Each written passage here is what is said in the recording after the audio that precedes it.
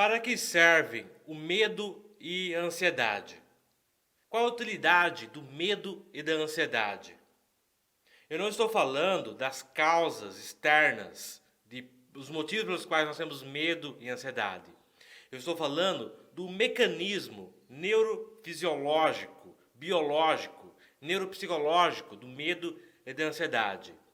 Por que nós somos equipados com esse mecanismo que nos faz sentir essas sensações, medo e ansiedade? Não seria melhor se nós não tivéssemos esse mecanismo e não sentíssemos medo e ansiedade? Não, não seria melhor. Aliás, se uma pessoa diz que não sente medo, e realmente existem algumas pessoas que não sentem medo, isso é uma deficiência e não uma capacidade. Uma deficiência que pode prejudicar muito a pessoa. Porque o medo, embora ele possa ser desagradável, e ele é desagradável geralmente, ele tem uma função biológica muito importante, que é preservar a nossa integridade e também a nossa sobrevivência, por fazer com que nos afastemos de ameaças. A percepção de um perigo, seja real ou imaginário, aciona uma série de reações fisiológicas no organismo para nos esquivarmos dessa ameaça. As frequências cardíaca e respiratória aumentam, enviando mais sangue e oxigênio para o sistema muscular, que é desviado do sistema digestório e da pele, causando então a sensação de frio na barriga, suor frio e palidez. Olhos arregalados para analisar melhor a ameaça e também para procurar uma rota de fuga e assim por diante. Então, tem todo um conjunto de reações que visam preservar a nossa integridade e a nossa sobrevivência. Além disso, o medo registra claramente a experiência para evitar situações perigosas semelhantes no futuro. Então, se você esteve em uma certa situação e ali você passou por um certo perigo e sentiu muito medo, numa outra situação que você perceber que é semelhante, o seu cérebro já vai lembrar, olha, eu já tive uma situação parecida, eu senti medo, então antes que surja esse medo, já fico precavido. É algo assim automático que preserva a nossa integridade e nosso bem-estar, nossa sobrevivência. Nós somos predispostos a temer perigos do mundo natural, como predadores, tempestades, confinamento, altura, escuridão, solidão, rejeição do grupo, pessoas desconhecidas, que eram situações muito perigosas para o Homo sapiens proto-históricos. Não falei pré-histórico, falei proto-histórico. E mesmo para nós, essas situações são perigosas. É interessante observar que é muito mais fácil uma pessoa aprender a ter medo de cachorro, que é um predador, do que de coelho, por exemplo, que é um herbívoro. É claro, uma pessoa pode aprender a ter medo de coelho, mas é mais difícil, é mais raro, porque o herbívoro, nós instintivamente sabemos que o herbívoro geralmente é menos perigoso do que um carnívoro, né? A não ser que seja um herbívoro muito grande, como um hipopótamo, um rinoceronte, um elefante.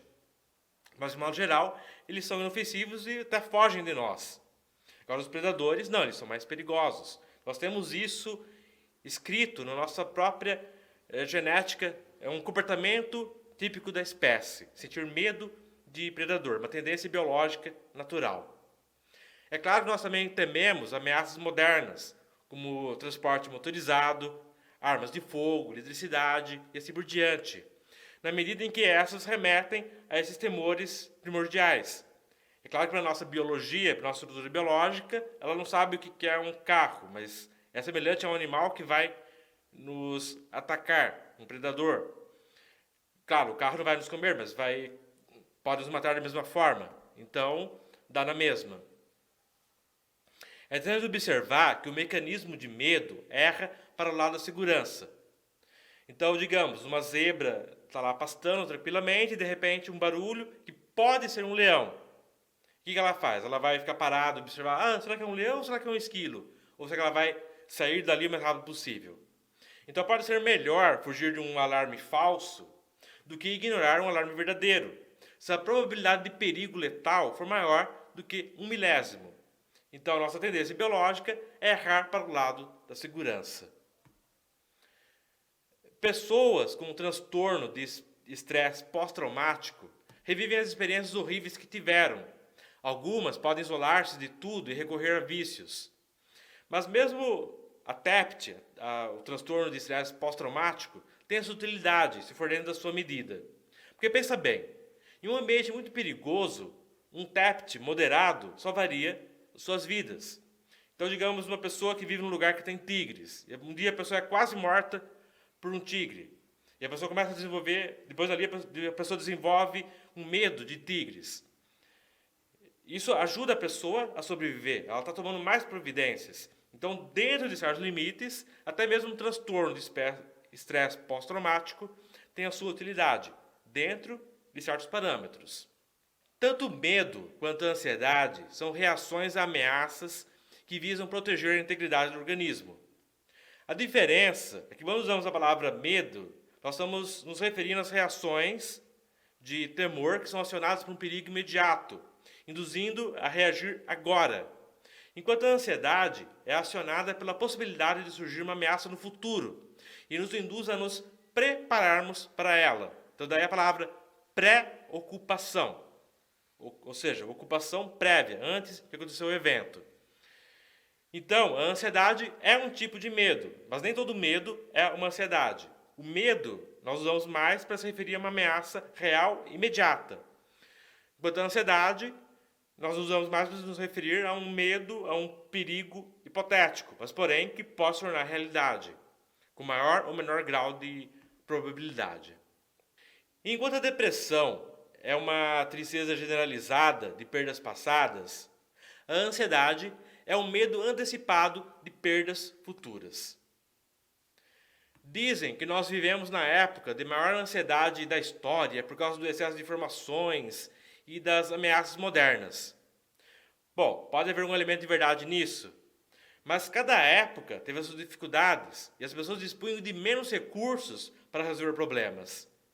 Então, a Bíblia, até no Antigo Testamento, já fala de ansiedade e de como lidar com ela. Buda falou de ansiedade. Os filósofos, em especial os estoicos, e também outros filósofos antigos, falaram sobre como lidar com a ansiedade. Então, as pessoas dos tempos antigos também tinham ansiedade. E conforme eu disse, tinham menos recursos. Então, havia menos riqueza acumulada na sociedade, havia menos tecnologia, havia menos conhecimento de modo geral. Então, as pessoas também sofriam com ansiedade nos tempos antigos. E ficar discutindo quem que tinha mais ansiedade, nós ou as pessoas dos tempos antigos, pode ser uma discussão um pouco sem sentido.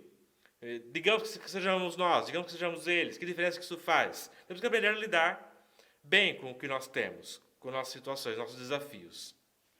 Para lidar com as ansiedades, as pessoas dos tempos passados construíram cidades protegidas, formaram exércitos, criaram tecnologias, sistemas de irrigação e de armazenamento, legislações, filosofias, religiões. Ajudava, mas podiam temer que não fossem suficientes tomar todas as medidas. Além disso, todas as próprias soluções muitas vezes causavam outros problemas, então havia um trade-off, uma troca. Então, para resolver esse problema, eles inventaram certa solução, mas a solução causava um outro problema. Então, a realidade sempre foi e sempre será fundamentalmente imperfeita, porque o ser humano é intrinsecamente imperfeito. Mas é interessante observar que a pré-ocupação é uma capacidade humana, então nenhum animal tem essa capacidade de pensar em termos de futuro. Um animal ele pode se preparar por instinto para o futuro, mas ele não tem essa noção de futuro. E essa pré-ocupação levou as pessoas a produzirem todo esse conhecimento e toda essa tecnologia, todas as instituições que melhoraram a vida de todas as pessoas, deles, e gradualmente produziram a nossa situação que é um pouco melhor em vários sentidos, ou muito melhor em vários sentidos. Então, essas tecnologias, instituições e conhecimentos aumentaram enormemente a nossa qualidade de vida. Então, hoje, nós corremos menos riscos de morte prematura, mas somos expostos a mais estímulos aversivos. E o excesso de informações pode nos deixar sempre alarmados, mas não necessariamente, nós temos que saber administrar. Mas perceba, a pré-ocupação, além de ser uma capacidade humana, ela produziu bons efeitos, principalmente nos casos em que as pessoas procuraram canalizar isso de uma forma construtiva. Sim, a ansiedade excessiva pode afetar a vida pessoal e profissional, causar estresse contínuo que prejudica a nossa saúde física e mental de diversas formas. Em alguns casos, é recomendável ajuda psicológica e talvez médica. Então, eu não estou dizendo que toda e qualquer ansiedade, todo e qualquer medo, em qualquer grau, de qualquer tipo, por qualquer motivo, em qualquer momento, seja bom. Eu estou dizendo que o mecanismo de ansiedade, de medo, é útil em si mesmo. E se for bem utilizado, vai produzir, embora seja desagradável ter essas sensações, pode produzir mais bem do que mal. Ou seja, mais bem-estar do que mal-estar. Em níveis razoáveis, a preocupação e a ansiedade podem ser úteis. Motivam-nos a elaborar planos alternativos e a tomar medidas preventivas para possíveis eventualidades. Em situações tensas, o medo e a ansiedade nos fazem reagir com mais rapidez e foco. Lembrando que, embora as pessoas usem as palavras preocupação e ansiedade como sinônimos, elas são diferentes. Pré-ocupação é o pensamento. Eu me ocupo mentalmente com algo antes desse algo surgir. Já a ansiedade é o sentimento que pode surgir com a pré-ocupação, mas não necessariamente. E não precisa ser algo que extrapole necessariamente. Pelo contrário, eu posso me pré-ocupar com algo, tratar desse assunto e lidar com ele de uma forma relativamente tranquila.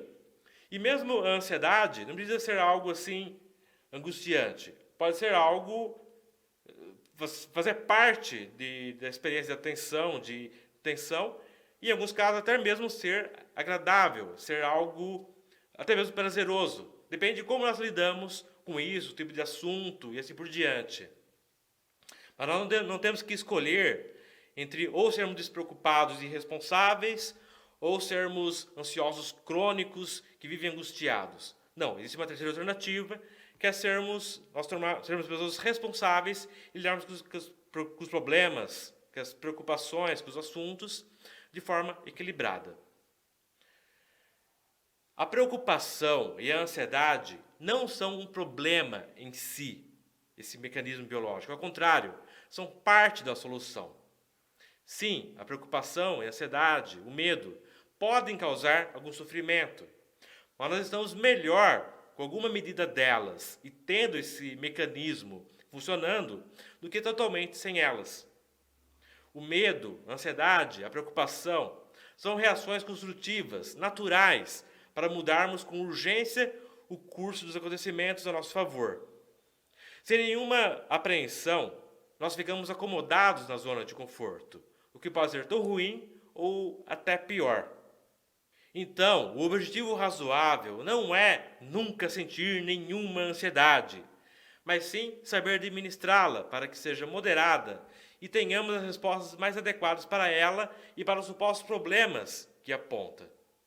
E sempre lembrando que a capacidade de pensar no futuro, a pré-ocupação, é uma capacidade humana e graças a essa capacidade nós podemos ter um senso de propósito, o que pode ser muito gratificante e nos proporcionar realização. Então, o medo e a ansiedade são úteis, podem ser úteis. A questão é saber administrá-los, saber utilizá-los a nosso favor e não contra nós.